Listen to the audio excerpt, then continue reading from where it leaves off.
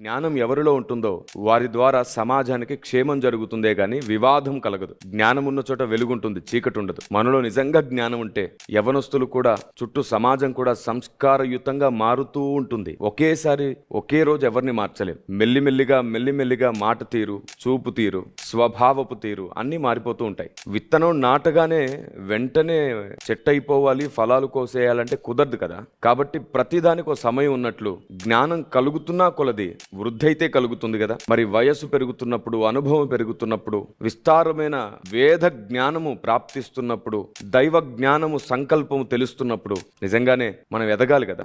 మీరైనా నేనైనా మనమందరం కూడా ప్రతిరోజు నేర్చుకోవాలి, మార్చుకోవలసిన వాటిని ప్రతిరోజు మార్చుకోవాలి.